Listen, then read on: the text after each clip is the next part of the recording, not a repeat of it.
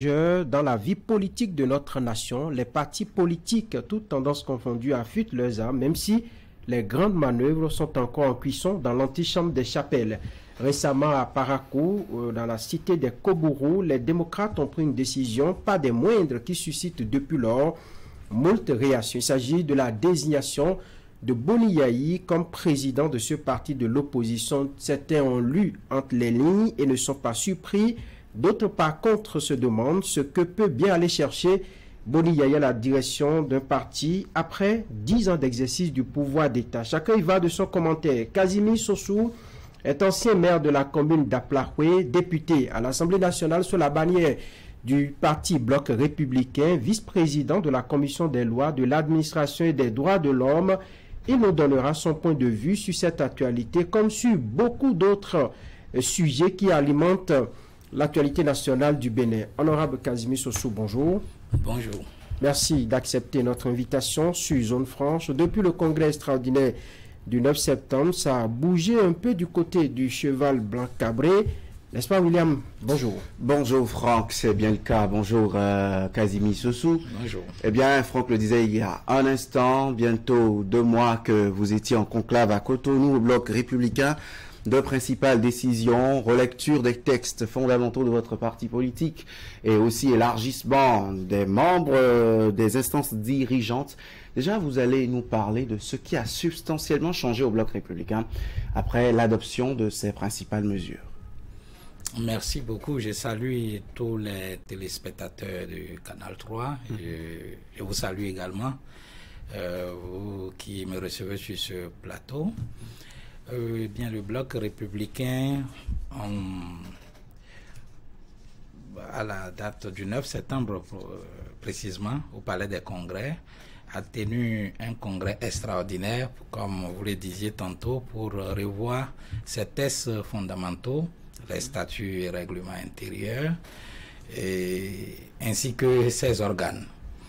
Et donc, beaucoup de choses ont changé. D'abord, il faut partir du congrès de 2018, le congrès du 8 décembre 2018, tenu à Parakou, qui a fondé le Bloc républicain. Ce parti qui a été mis sur les fonds baptismaux, à partir d'une centaine de partis et alliances de partis politiques et plus de 200 mouvements, en ce moment-là, en 2018, et qu'il vous souvienne que le congrès de 2018 a mis un bureau politique composé de 59 membres. Donc quand on parle d'une centaine de partis et alliances de partis qui fondent le Bloc républicain, et plus de 200 mouvements également, et que le bureau politique se limite à 59, vous comprenez qu'il y a beaucoup de chefs de parti ou chefs d'alliance de parti qui étaient restés en rade de cette instance qu'est le bureau politique en 2018. Et bien entendu, 5 années se sont écoulées. Le Bloc républicain a pris part à 4 élections majeures, à savoir les élections législatives de 2019, les communales de 2020, la présidentielle de 2021 et les dernières législatives de 2023. Donc, 5 ans après, les dirigeants ainsi que les militants ont jugé bon de faire une évaluation. Et cette évaluation a abouti à l'invite à la révision des textes pour ratisser l'âge et remobiliser la troupe. C'est ce qui a justifié le congrès extraordinaire du 9 septembre pour revoir les textes. Donc, ce congrès a porté, disons, une dizaine d'innovations majeures, Oui. Notamment le congrès qui est revu dans sa composition pour augmenter le nombre des membres des membres de droit qui doivent prendre part au congrès prochainement. Il y a que, à ce niveau précisément, le congrès élit le président du parti, qu'il vous souvienne, au sorti du congrès de 2018, le premier responsable du parti s'appelait secrétaire général national. Et donc, à l'issue du congrès de 2023, donc du 9 septembre, le premier responsable du parti s'appelle désormais président. Et donc, le congrès élit le président ainsi que 8 vice-présidents. Et donc, eux, ils sont élus au congrès et le bureau politique également est élu. Donc, après, le bureau politique élit en son sein les membres du bureau exécutif. Donc, comme changement majeur, notre SGN est devenu président du parti. Et le congrès du 9 septembre a élu le président Abdoulaye Biotchane. Ce n'est plus un secret pour tout le monde et pour personne. Donc, et voilà, au niveau du congrès, le changement majeur. Au niveau du conseil national du parti, qui est une instance inférieure au congrès, il y a également des modifications. Et vous savez, le conseil, dans sa composition, a été revu. Et également dans ses attributions, notamment l'investiture du duo de candidats à l'élection présidentielle est désormais du ressort de cette instance-là. Du Conseil national. Du Conseil national. Après, bien sûr, proposition du BEN, l'adoption par le bureau politique, donc le Conseil national investi. Et le bureau politique, donc, comme on le disait, qui comptait 59 membres au congrès de Parakou, est passé à plus de 300. À plus de 300 membres, simplement parce que depuis les législatives de 2019, vous avez des députés, vous avez des ministres au gouvernement qui sont membres du parti, mais qui ne sont pas membres du bureau politique du bloc républicain. Et donc, l'innovation du congrès du 9 septembre dernier est de faire des députés, des ministres qualité membres d'office du bureau politique. C'est-à-dire, dès que vous êtes élu député ou maire, ou nommé ministre au gouvernement et que vous appartenez au parti bloc républicain, vous siégez au bureau politique. C'est d'office. Donc, c'est ça, les S-qualités. Vous avez deux représentants de l'organe, donc Organisation des jeunes du bloc républicain au JBR, et ainsi que 2 représentants de OFR qui siègent également au bureau politique S-qualité. Alors, on n'aura pas certainement le temps de passer en revue toutes ces innovations. Quelle a été l'autre décision importante qui a été prise lors de ce congrès-là et qui vous a véritablement marqué, qui a changé un peu les choses au niveau du BR? Oui, c'est le bras opérationnel du bureau exécutif national. Vous savez, le bureau exécutif national, donc quand je quittais le bureau politique, je devais descendre sur le bureau exécutif national, qui compte désormais 53 membres. 53 membres au lieu de 17 comme précédemment, parce que 17 membres du bureau exécutif d'avant ne couvraient pas l'étendue du territoire national. Donc, l'innovation majeure à ce niveau a été que toutes les circonscriptions électorales législatives de notre pays soient représentées au bureau exécutif national, ce qui a fait au moins 24 personnes. Donc, chaque circonscription est représentée au bureau exécutif national. Et maintenant, dans ce noyau de 53 membres du bureau exécutif national, se dégagent ceux élus par le Congrès, à savoir le président et les 8 vice-présidents qui constituent le secrétariat exécutif, c'est-à-dire le bras armé, le bras opérationnel des décisions du BEN. Ils sont chargés de mettre en œuvre les décisions et instructions directives du bureau exécutif national. Donc, cela n'existait pas. secrétariat exécutif comme bras opérationnel. C'est une innovation majeure. Et ça permet une gestion concertée du parti parce que les 9 membres du secrétariat exécutif se retrouvent obligatoirement par quinzaine selon nos tests. Et chaque fois que des besoins, ça veut dire qu'ils peuvent se retrouver même tous les jours ou toutes les semaines, donc pour se concerter sur la vie du parti. Est-ce que c'est une réelle avancée? Parce que si le bureau exécutif national est élargi, mais qu'après il y a encore une autre instance plus opérationnelle qui est le secrétariat exécutif et qui en son sein regroupe peu de personnes qui décident au nom du parti et qui sont dans les affaires courantes, parce que vous parlez de la régularité de leurs différents conclaves. Est-ce que ce n'est pas un problème de déplacer? Non, ils ne décident pas. Les membres du secrétariat exécutif mettent en œuvre les décisions du bureau exécutif national.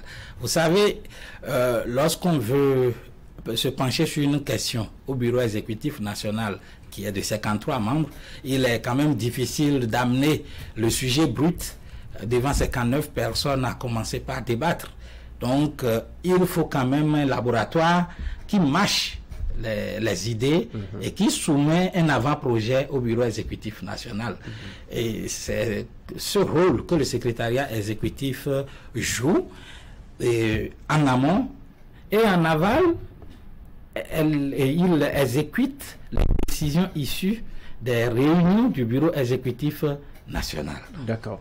Honorable, l'une des grandes décisions prises lors de ces travaux, c'est la tournée de remobilisation. Justement, pourquoi une tournée de remobilisation, pardon? Oui, bien sûr, tournée de remobilisation au bloc républicain, simplement parce que après les élections de 2023, élections auxquelles le bloc républicain a pris part avec, disons, un résultat, soyons francs, un résultat peu satisfaisant parce que nous sommes passés de 37 députés à 28. Donc, ce n'est pas une performance.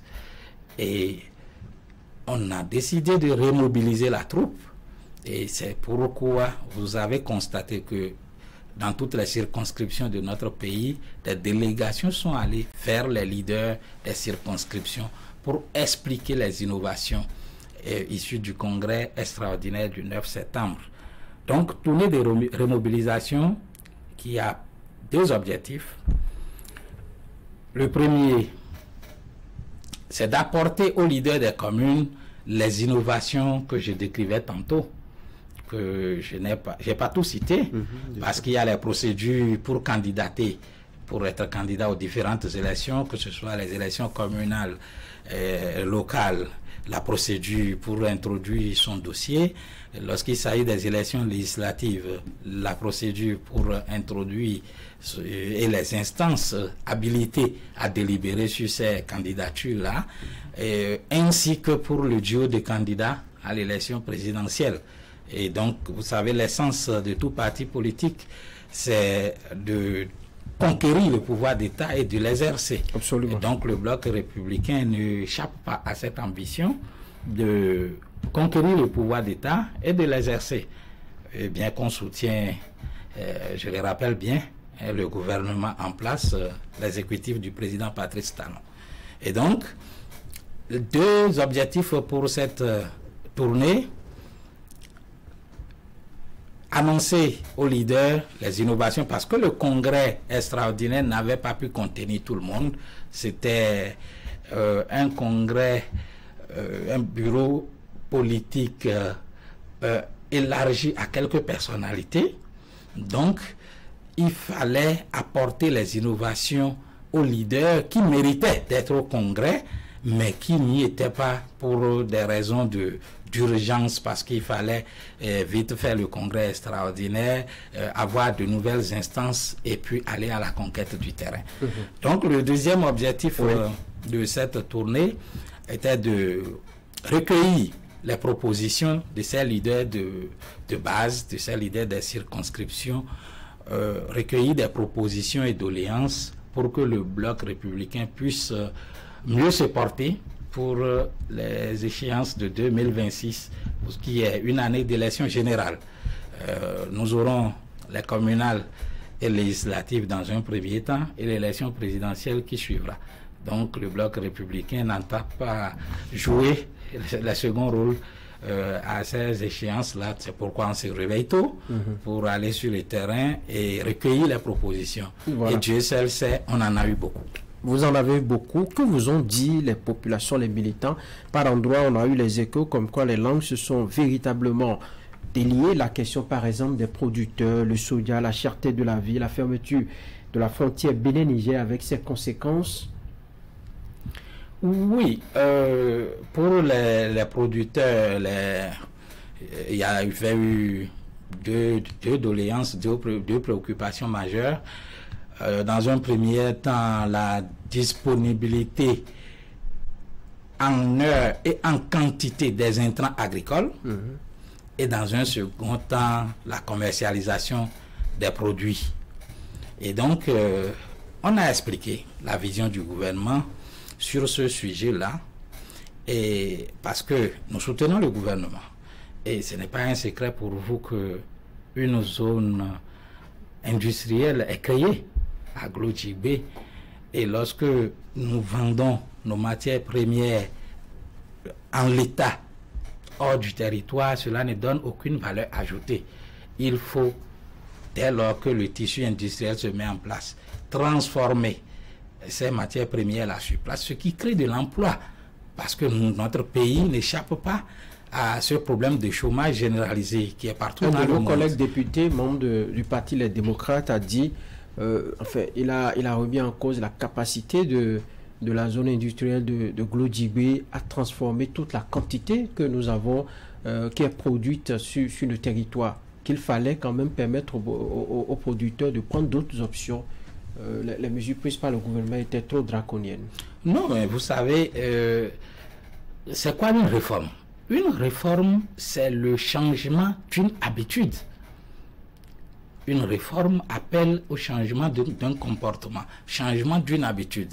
Et donc, dès lors qu'on appelle une réforme, cela appelle des changements auxquels les populations ne sont pas forcément habituées. Parce que c'est une réforme, ce n'est pas une habitude. Et donc, la capacité du tissu industriel, bon, sa déclaration n'engage que lui. Mais ce que je sais, c'est que la zone est en train de se mettre en place. Les investisseurs sont en train de s'installer à la zone industrielle de Glodjibé. Ce que nous avons eu jusque-là, ce ne sont que les premiers essais des investisseurs qui sont installés, d'autres sont en cours d'installation. Et donc la réforme, ce n'est qu'une campagne d'exercer. Et on tend vers la deuxième campagne. Vous allez constater que le gouvernement prendra des mesures d'amélioration. Parce que on a essayé, on a tiré les conclusions, on doit améliorer.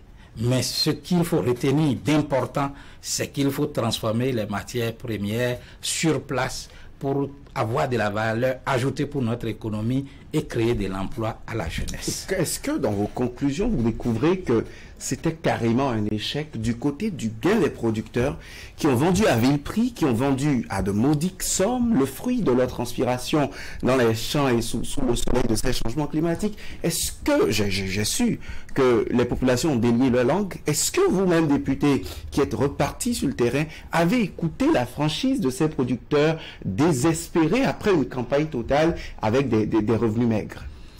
Oui, on a écouté les producteurs. On a écouté les producteurs, il ne faut pas s'en cacher. On a écouté les producteurs, sauf que le gouvernement nous a bien expliqué que les prix fixés étaient d'accord partis avec les producteurs.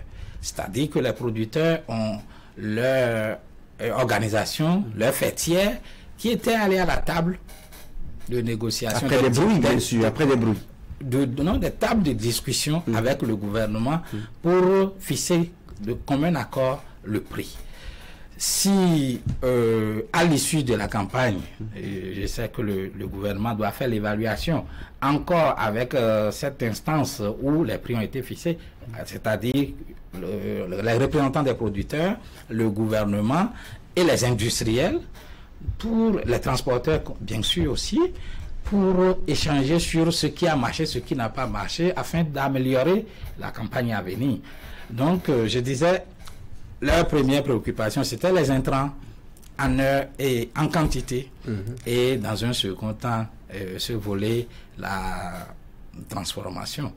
Mais au-delà de tout ceci, il faut féliciter le gouvernement pour la vision, parce que c'est une question de vision. Et notre pays est en train d'être transformé depuis 2016, même si le péché du gouvernement Talon, c'est le défaut de communication. Ça, je le souligne, parce que le gouvernement fait beaucoup, mais ne dit rien là-dessus. Il vous arrive d'en parler avec les collaborateurs du chef de l'État qui s'en chargent, ou avec le chef de l'État lui-même? Vous lui avez soufflé un Oui, mot en fait, la vision du président de la République, c'est que les actes feront comprendre à la population ce qu'il est en train de faire. Après un mandat, on se rend compte que ce n'est pas une bonne option. La population ne s'est pas informée de ce qui est fait. Et vous, députés, justement, sur le terrain, vous rencontrez assez de difficultés à passer vos messages. Vous voyez, aux dernières législatives, la population ne vous a pas véritablement écouté.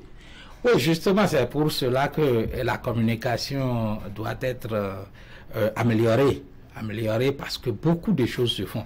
J'avoue que même nous, députés, il arrive, c'est à des réunions données, quand le gouvernement développe des activités menées, la vision, que certains députés, même de l'opposition, se disent, mais ça, on n'avait pas compris, ceci, on ne savait pas. Je vous donne un exemple banal. L'ANPE, l'Agence nationale pour l'emploi, tous les députés ont été entretenus à un atelier sur la mission de l'ANPE, ce qui est déjà fait, ce qui se projette.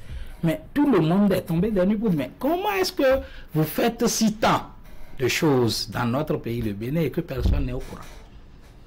Il y a tellement de choses qui se font, de bien, mais on n'en parle pas. Vous prenez par exemple le Grand Nokoué, ça saute à l'œil, la transformation de notre cadre de vie. Cotonou, Porto Novo, Ouida, Bomé-Calavi, Semepodi, etc. Mais prenez le côté est de notre pays. La route Ketouidi, Nissavé, je ne sais pas, Agonli, Banamé, Pagnan, tout ça. Mais il faut emprunter ces voies-là pour comprendre que le gouvernement a investi, a mis d'énormes ressources pour la transformation du pays. Reste que, comme il n'y a pas eu de communication, il n'y a que ceux qui empruntent ces voies-là, ces artères, qui se rendent compte du changement, de la transformation. Même à l'intérieur de Cotonou, pour ceux qui ne sont pas habitués à sortir de leur quartier, ils ne savent pas ce qui se passe. On va revenir à la question agricole pour dire, vous, députés à l'Assemblée nationale, soutien de la majorité présidentielle qui avait écouté ces cris de cœur des producteurs, que leur avez-vous promis? Que retournez-vous dire à l'Assemblée nationale sur la compréhension et l'orientation de la campagne agricole à venir? Non, je pense que on engage bientôt la session budgétaire à l'Assemblée nationale. Donc, les ministres en charge et de l'agriculture et du commerce vont passer devant la représentation nationale. Et donc, ces observations, ces préoccupations recueillies sur le terrain feront objet de discussion pour améliorer. Mais il faut avouer, l'option faite par le gouvernement est une bonne option pour préserver le tissu industriel et créer des emplois. Comprenons cela. Maintenant, quant au gain du producteur sur le terrain, le débat reste à refaire pour améliorer le revenu du dernier producteur. Parlons maintenant d'une autre option, la crise nigérienne. Les conséquences sur l'économie béninoise, les populations vous en ont également parlé. Non, personne n'a intérêt à ce qu'il n'y a pas de crise nigéro-béninoise. Hein. Il y a une crise nigérienne, je l'ai bien appelée crise nigérienne. Il y a l'extension, il y a des conséquences sur le... Voilà, il y a une crise au Niger et nous sommes en train de vivre les effets de la crise au Niger. Mais il est important quand même de rétablir certaines choses. Vous savez, la junte au pouvoir au Niger est le premier à décréter la fermeture des frontières jusqu'à nouvel ordre, ont-ils dit. Donc, dans leur déclaration... Ce qui est normal après un coup de force. Bon, juste, c'est l'habitude. Donc, c'est eux. Le premier conteneur qui a servi à barrer le pont de Mananville, c'est la junte qui l'a posé. Ce n'est pas le Bénin qui a fermé ses frontières avec le Niger. Donc, la suite. Nous sommes en train de déplorer les conséquences, les dégâts collatéraux, l'inactivité des transporteurs, le chômage et des transporteurs, les chauffeurs, conducteurs, apprentis, tous les commerçants le long du corridor, les transitaires depuis le port, même notre économie, nous sommes en train de constater. Et nous pensons que la solution est diplomatique. Donc, il faut une solution diplomatique à cette crise-là. Qu'il vous souvienne, il y a quelques jours encore, quand la France devait retirer sa troupe du Niger, ce n'est pas le Bénin qui a refusé, par exemple, que les gens passent sur son territoire. C'est la junte qui a exigé de la France, vous pouvez emprunter tout passage sauf pas le Bénin. Donc, du coup, le problème, ce n'est pas le Bénin qui refuse. Vous savez que les prises de position diplomatiques du Bénin ont coûté ce qu'elles sont. Nous parlons de la fermeture de la frontière, mais entre le Nigeria et le Niger, ça passe comme si de rien n'était actuellement. Bon, je pense que c'est ça, je disais tantôt que c'est la junte qui a décidé c'est la junte qui a posé le conteneur, qui a bloqué le pont de Mananville. C'est la junte qui a refusé, par exemple, que la délégation française emprunte le territoire béninois pour partir. Donc, ce problème doit être réglé par voie diplomatique. Et le chef de la diplomatie béninoise s'appelle président Patrice Talon.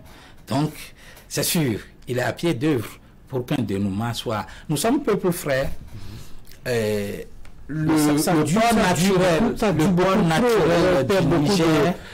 Honorable, ça dure beaucoup trop et les populations en souffrent, le pays en souffre, notre économie en souffre également.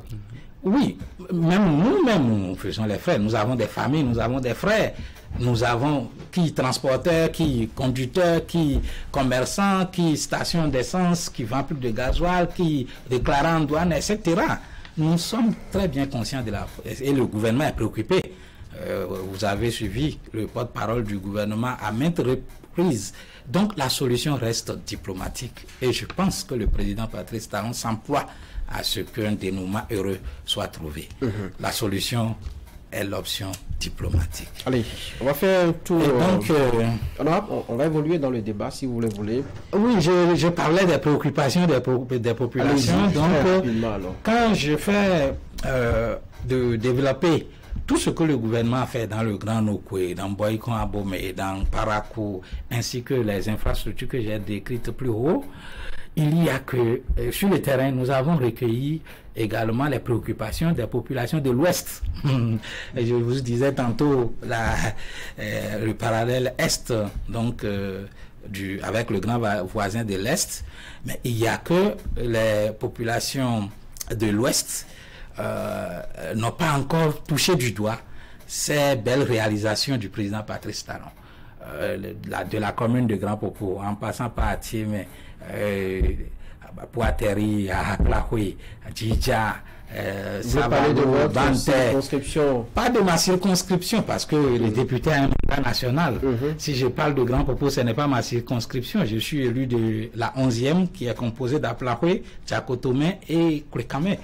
Donc, nous parlons de la partie ouest de notre pays, où il faut des infrastructures routières, comme le président l'a fait ailleurs également. Et il reste 2 ans pour ce quinquennat-là. Le chef de l'État a promis que le second quinquennat sera le quinquennat du Koufo. Ça, c'est un mot, ce n'est pas moi qui le dis, c'est lui-même qui l'a dit. Donc, les populations du Koufo attendent les réalisations, les belles réalisations que le gouvernement fait ailleurs. Et on veut les toucher également du doigt. Donc, vous prenez, je ne sais pas, les voies à Djaha, à Tiémé, Lokosa, à Plahoué, frontière Togo, donc à Plahoué, à Tomé, frontière Togo, et à Gouna, dans Djidja, de Agouna, vous tombez à Tchéti dans Savalou, Tchéti, Doumé, Doumé, Otola, de Otola, vous atterrissez à Banté pour continuer sur le côté. Donc, vous savez, notre pays a 2 ans. Mais si le gouvernement décide, je pense quand même que ce n'est pas, en termes de linéaire, ce n'est pas impossible. En termes de linéaire, ce n'est pas impossible. Nous savons bien que le président a la volonté, parce que c'est de faire le développement du Bénin qui est sa préoccupation. Et donc, 2 ans, je pense que beaucoup de choses peuvent encore se faire. Allez, on va changer maintenant de sujet et parler des démocrates. Vous savez, à Parakou, le week-end écoulé, après 2 jours d'intenses travaux, les démocrates ont confié la destinée de leur parti à Boni Yayi, ancien président. Comment avez-vous accueilli l'information, reçu cette information? Bon, je dirais ni chaud ni froid. Ni chaud ni froid parce que... En vrai? C'est vrai?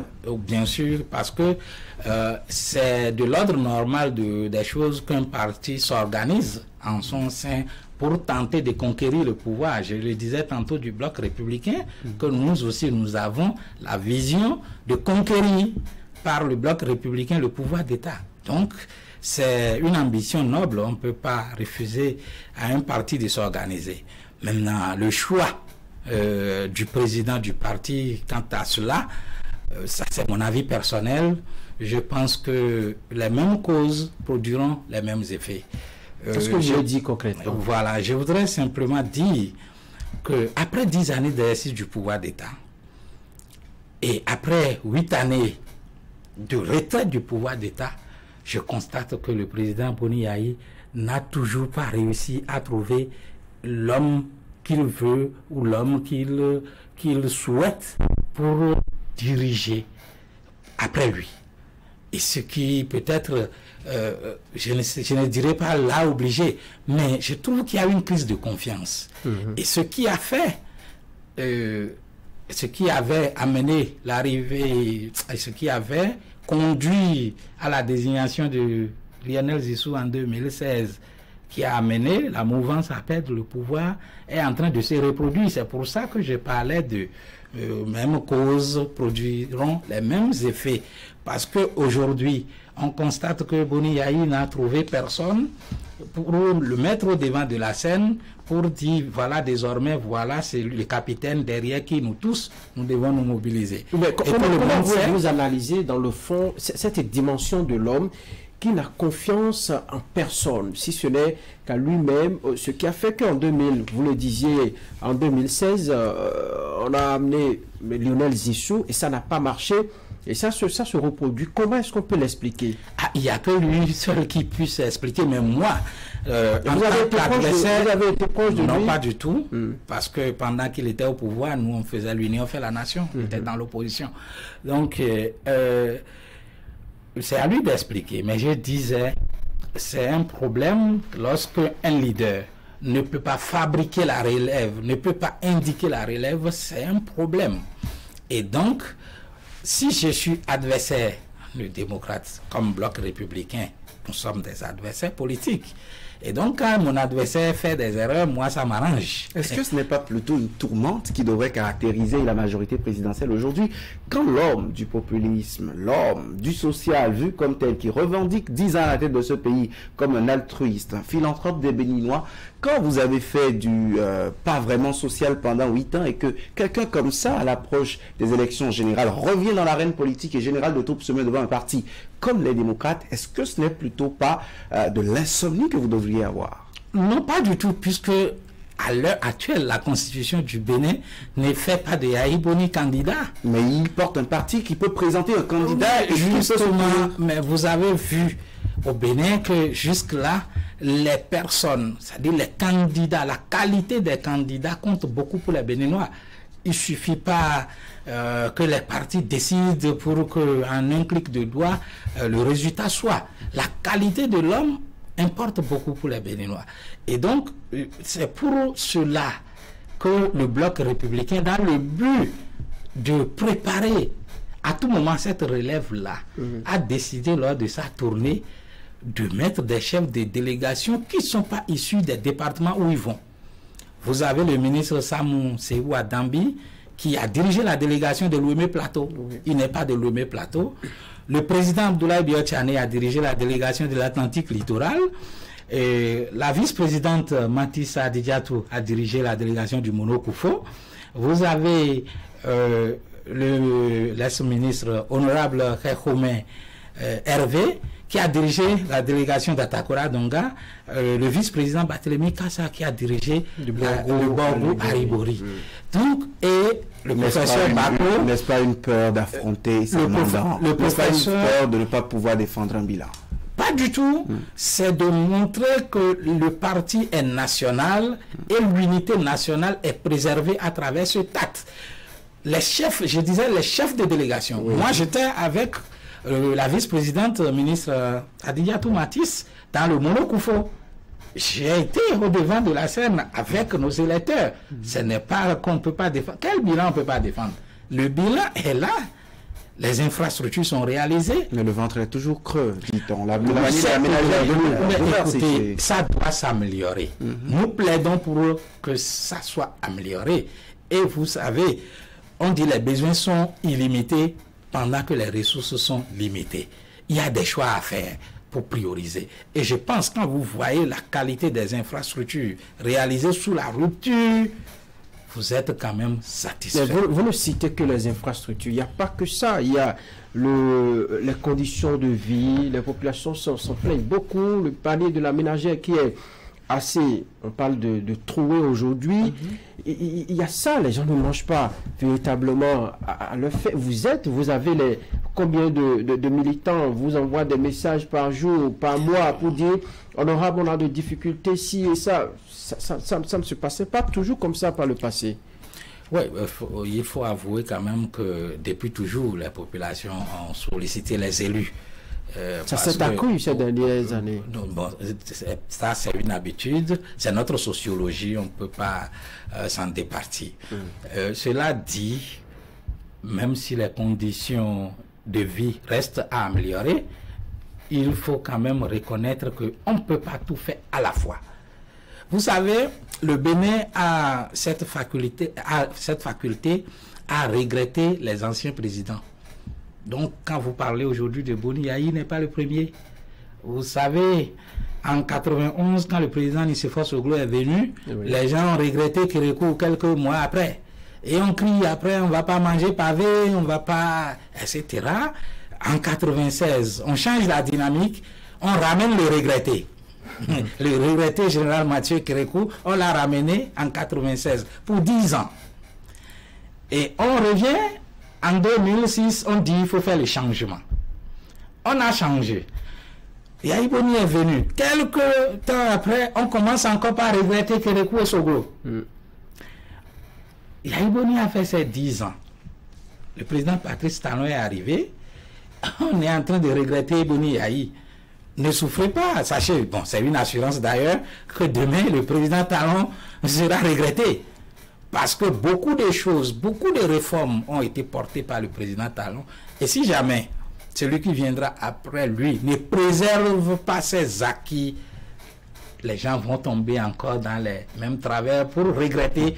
Mais si au temps du président Talon, tu n'aurais pas pu faire telle chose, ainsi de suite. Donc tous les anciens présidents au Bénin sont regrettés. Est-ce que le contexte socio-économique n'est pas un terreau fertile à un Boni Yayi qui se revendique du social? Tout à l'heure, vous-même, vous avez reconnu que des choses sont faites, mais vous avez cité infrastructure, mais pas des réalisations qui touchent forcément le gain économique, le pouvoir d'achat des Béninois. La vie, elle est extrêmement chère, la population est galopante. S'il vous plaît. Est-ce que ce n'est pas un terrain à Yayi? Non, s'il vous plaît. On a vu le président Yayi, les 10 ans effectués. Moi, j'étais dans l'opposition. On lui reprochait beaucoup de choses. Donc, ce n'est pas la distribution des pains. Non, mais écoutez, aujourd'hui, sous le président Boni Yayi, microcrédit aux plus pauvres d'alors s'arrêtait à 20 000.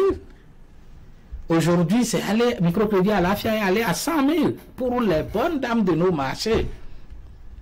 C'est-à-dire que, j'ai dit, le gouvernement ne communique pas assez. Et c'est ça que nous devons améliorer, parce que tout ce qui s'est fait, si c'était exposé, si la population était au courant de tout ce que le gouvernement Talon fait, ça allait mieux convaincre. les gens allaient comprendre que le président Talon fait beaucoup pour notre pays. Surtout que c'est des actions de développement durable. Vous savez, nous avions fait une expérience sous le président Boni Yayi, les fêtes de 1er août tournantes, où des infrastructures à la hâte pour abriter l'événement. On repartait à Lokossa. Tout ce qui était fait comme bitume, plus rien n'existe, c'est de la poussière.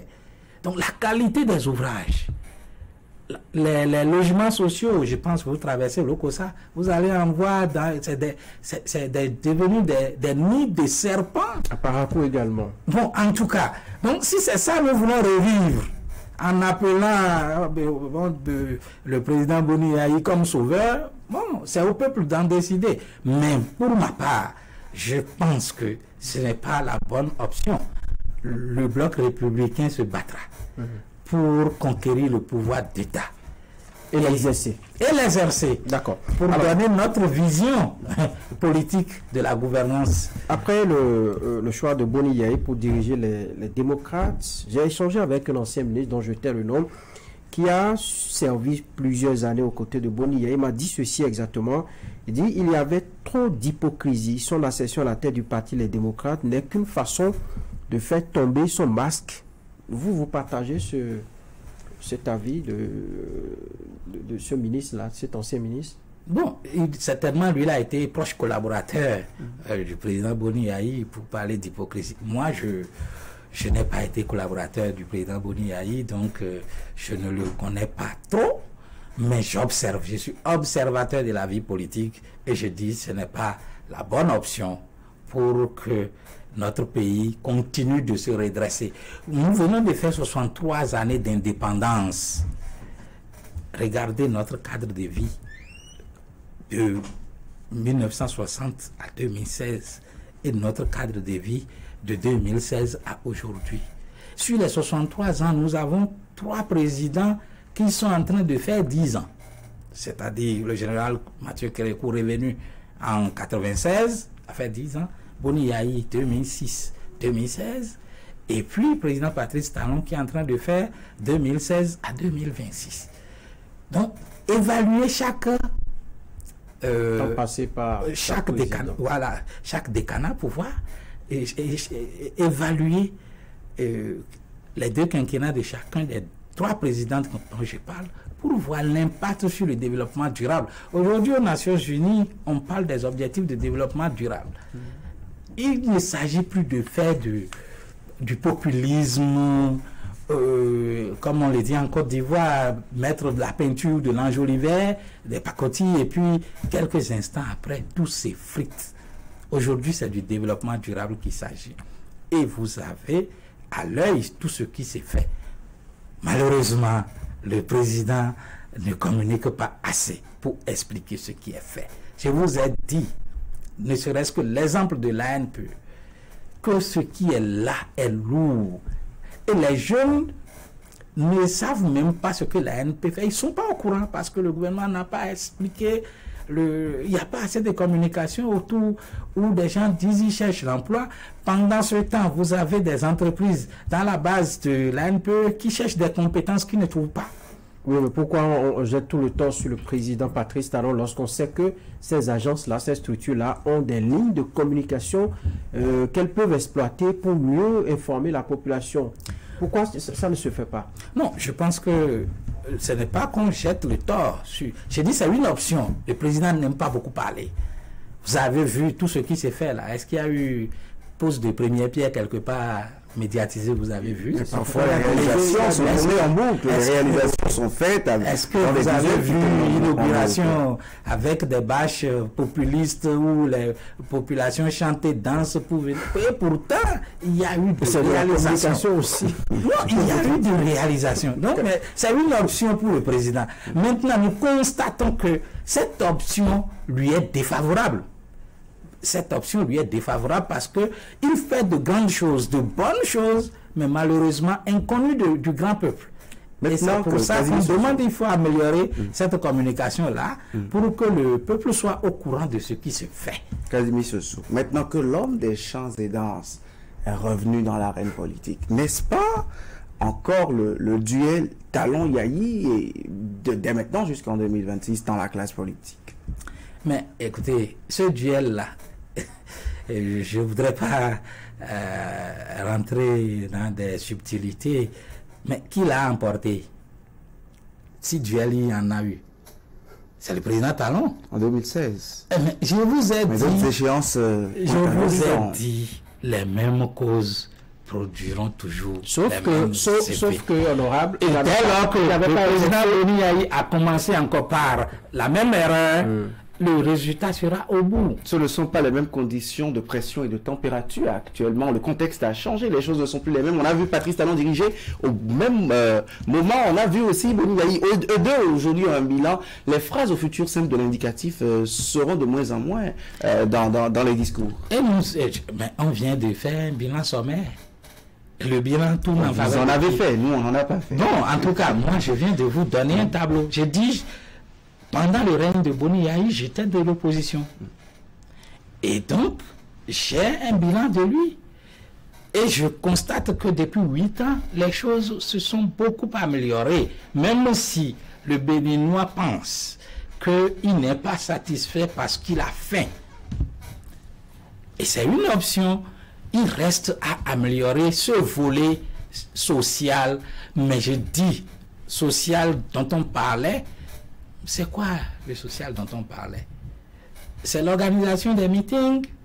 C'est ça seul qui a disparu du volet du président Patrice Talon. Simplement parce que lorsque vous organisez des meetings, les gens viennent, ils rentrent avec 2000. Il y avait des explications, de décisions gouvernementales, les députés qui rentraient pour expliquer. Ça animait. Même dans l'atmosphère politique, il y a des langues qui disent que dans l'atmosphère politique et économique, permettez ce français familier, tout le monde mangeait un peu. Non, mais il y a que...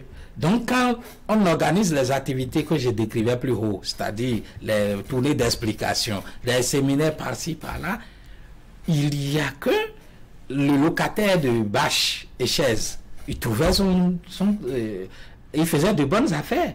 C'est la dame qui faisait des sandwichs, les hôtels, ainsi de suite. Donc, c'est ce volet de populisme là seul qui est extrait de la gouvernance Talon. Et donc, tout le reste est amélioré.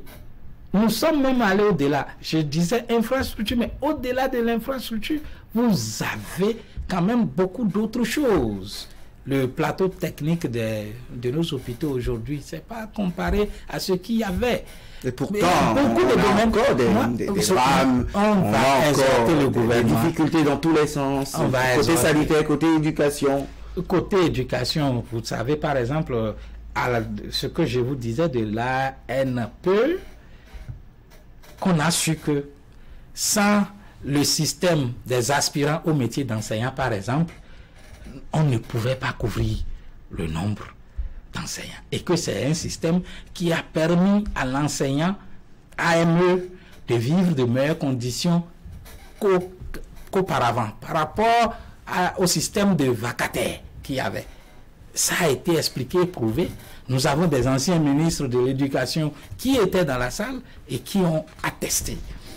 Vous voyez? Donc aujourd'hui, il y a également ces enseignants-là, AME, qui sont dans la base de données, donc admis, et ils sont dans le fichier, mais qui ne sont pas déployés. Vous connaissez le salaire, vous connaissez la rémunération des AME comparativement à leur diplôme.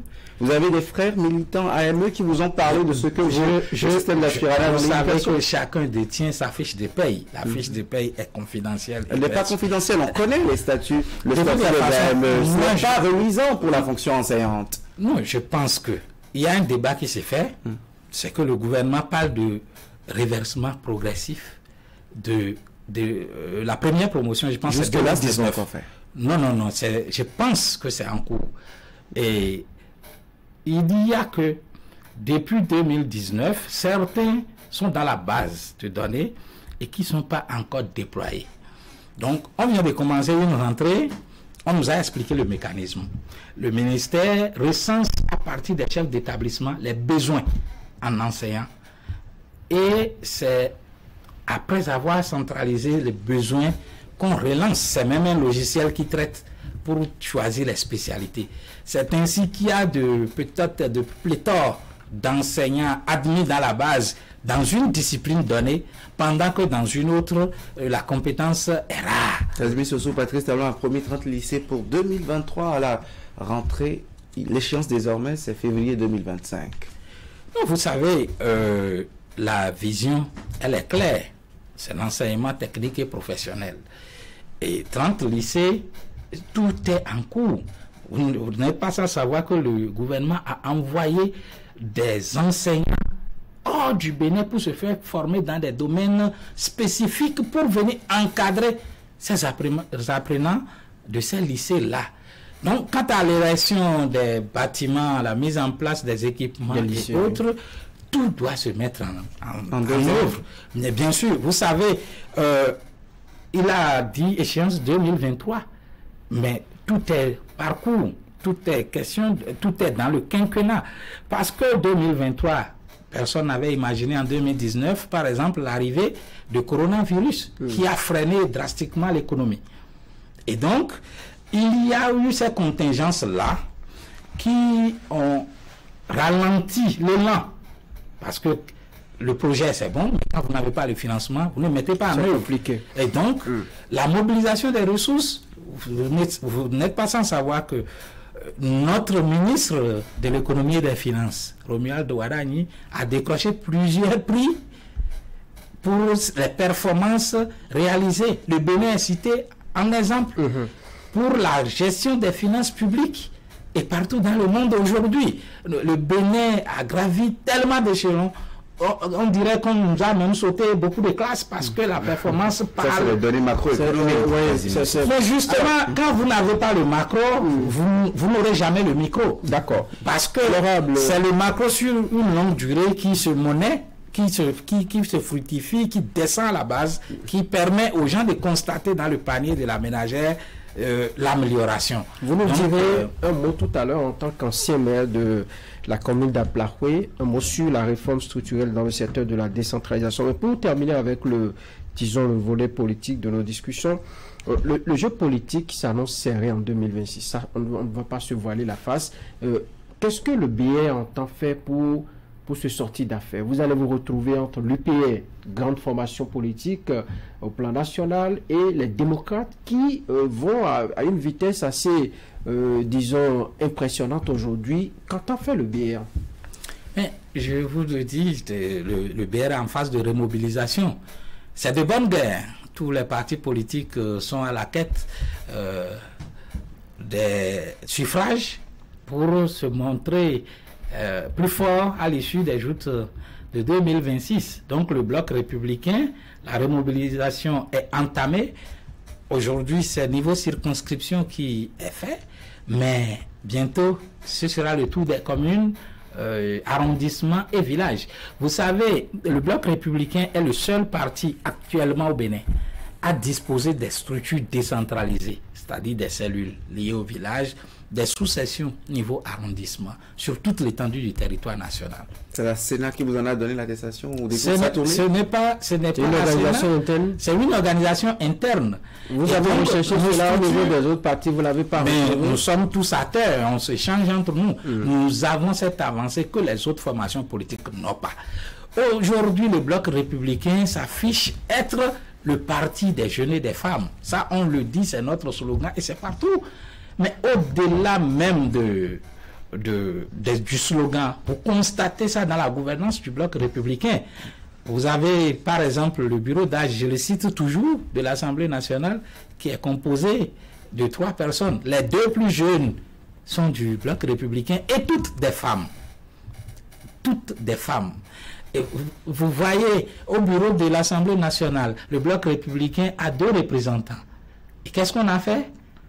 Un homme, le premier vice-président, Barthélémy Kassa, et une femme, honorable Chantal Aïe. Donc, le bloc républicain, ce n'est pas le discours, ce n'est pas la théorie, c'est du concret. Et nous pensons... On concède cette auto-satisfaction, c'est votre droit le plus Autre absolu. chose, le Bloc républicain oui. est aujourd'hui le seul parti au Bénin dont les sièges départementaux fonctionnent régulièrement et normalement. Ça, ce n'est pas moi qui le dis, c'est la Sénat qui a fait sa tournée, qui a constaté. C'est les préfets de département qui l'ont fait et qui ont constaté. Le BR aura un candidat en 2026 pour la présidentielle? Mais pourquoi pas? Je dis, l'essence même du parti politique, c'est la conquête et l'exercice du pouvoir. Donc la majorité présidentielle sera divisée. La majorité présidentielle n'est pas divisée.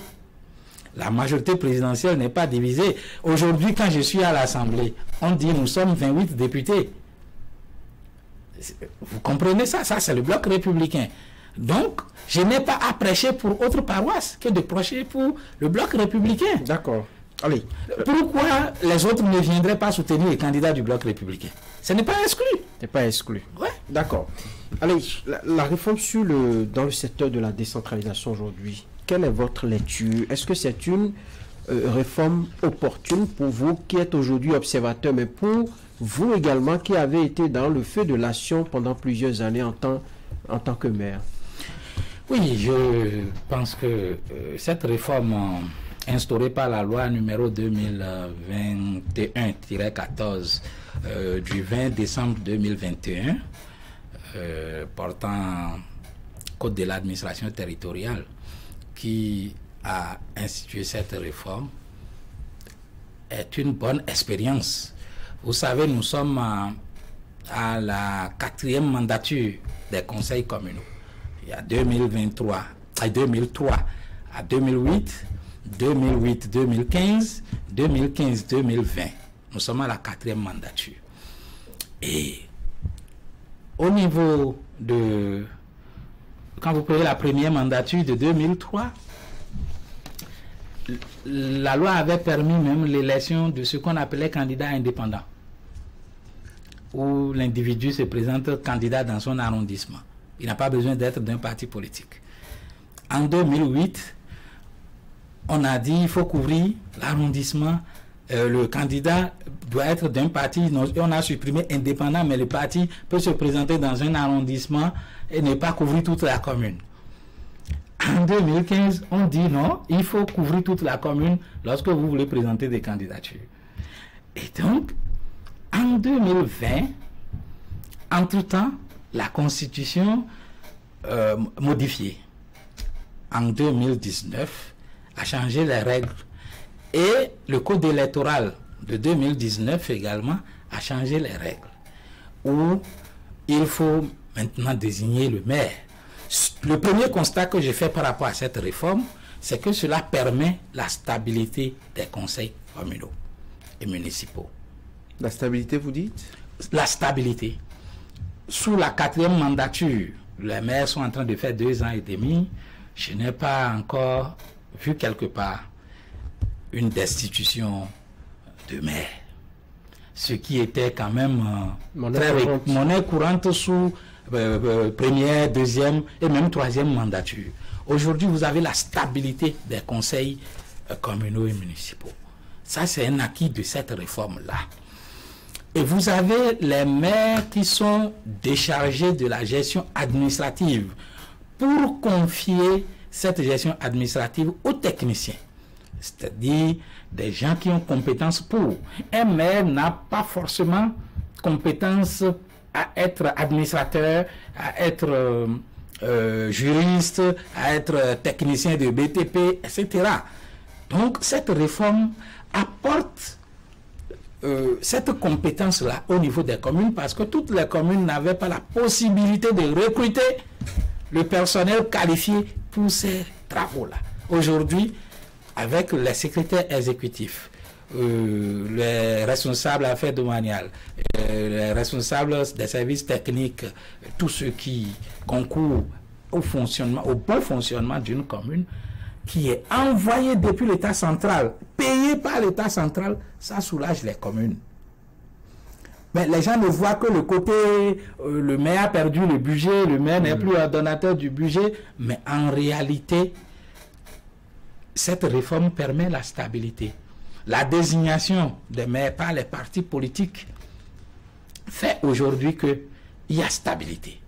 Parce que on ne s'élève plus quand on a majorité de conseillers, majorité absolue, on écrit une pétition et on fait vote de défiance pour enlever le maire, on met un autre. Vous avez des mandats où des communes ont connu 3 ou 4 différents maires à leur tête pendant les 5 ans. Quel développement? Donc si on résume, la réforme a de beaux jours devant elle. C'est la réforme a de beaux jours. Néanmoins, il faut améliorer. Il faut améliorer, mais il faut attendre que la réforme qui n'a commencé qu'en 2022, en avril 2022, l'effectivité du déploiement des secrétaires exécutifs a commencé du 1er avril 2022. Donc, il faut attendre la fin de la 4e mandature, c'est-à-dire en 26, faire une évaluation et tirer les leçons qui s'imposent pour améliorer la réforme. C'est une bonne réforme en tout état de cause, parce que vous avez cette stabilité-là aujourd'hui où le maire est tranquille, il gouverne. Casimir Sossou. Et je voudrais ajouter, très rapidement, par rapport à cette réforme, qu'il faut renforcer la capacité des personnes mises à la disposition des communes, les techniciens, notamment les responsables aux affaires domaniales, les RAD, parce que le code foncier est domanial, avec ces mesures transitoires venues à échéance le 14 août dernier, et ce qui était en attente dans les mairies, l'arrivée des RAD et tout ça, il y a un cafouillage total. Et donc, il va falloir que le ministère de la décentralisation organise des séances de renforcement des capacités aussi bien à ses responsables des affaires domaniales et les secrétaires exécutifs pour gérer au mieux les instances, tout ce qui attendait dans les mairies. En guise de conclusion de cette émission. En conclusion, je vais appeler les sceptiques ou les indécis encore à adhérer au bloc républicain, le parti des jeunes et des femmes, et à soutenir le bloc républicain pour sortir vainqueur des élections de 2026. Casimir Sossou, député bloc républicain, le seul d'ailleurs de la 11e circonscription électorale, député à l'Assemblée nationale, c'était notre invité de ce dimanche sur Zone Franche, Franck Aounou et moi. Merci de nous avoir suivis. Merci à toute l'équipe de réalisation de cette émission. Au revoir.